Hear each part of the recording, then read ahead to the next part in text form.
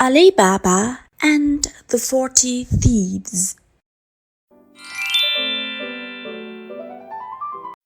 Once upon a time, at better fortunes, there were two brothers named Qasim and Alibaba.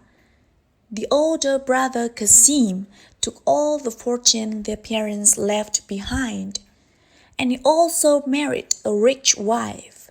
So he had a comfortable and wealthy life. While every day Alibaba would go to the forest and chop down woods, then bring them back and sell for money. Seeing his poor little brother, Qasim and his wife not only didn't help, but also looked down on him.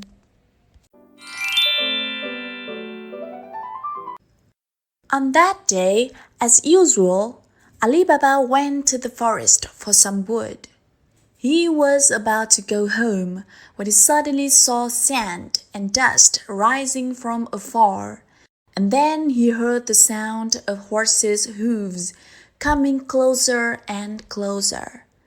He quickly climbed up a tree to hide and counted a total of 40 people with scary faces and swords all over their body.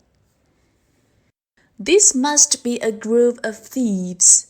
The whole group stopped next to a big rock that looked like a mountain.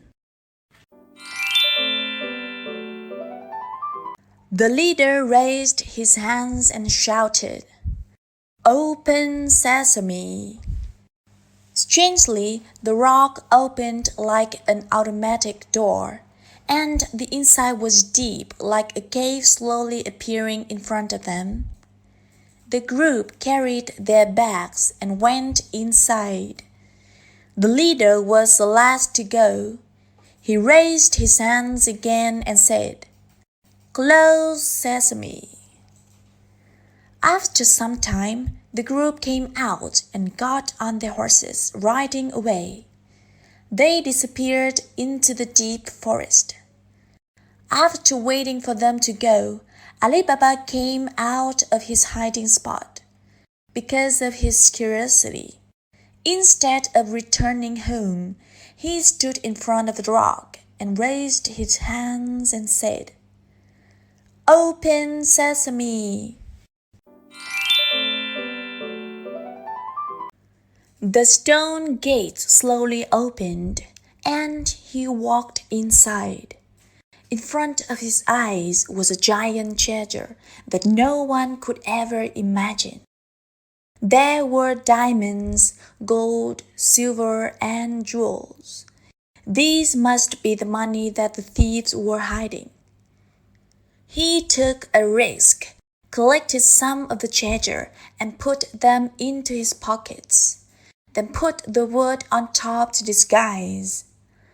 After he was done, he used the spell he had listened from before, closing the gates carefully as if nothing had ever happened. The gold was so much that he had to come over his brother Qasim's house and borrow his rice measuring bowl for counting. Qasim's wife went to find it, then put a little tar inside the bowl because she was curious, wanting to find out what Alibaba was measuring. Seeing the gold coin at the bottom of the bowl, Qasim ran to Alibaba's house to ask about it and heard the story of the cave. The next morning, he prepared 10 donkeys and went to the cave, taking as much gold as he could. Unfortunately, Qasim was so excited that he forgot the spell to open the cave and got stuck inside.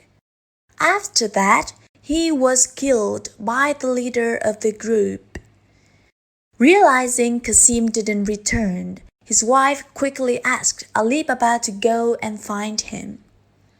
Seeing Qasim's body in the cave, Alibaba was heartbroken and quickly brought his brother's body home.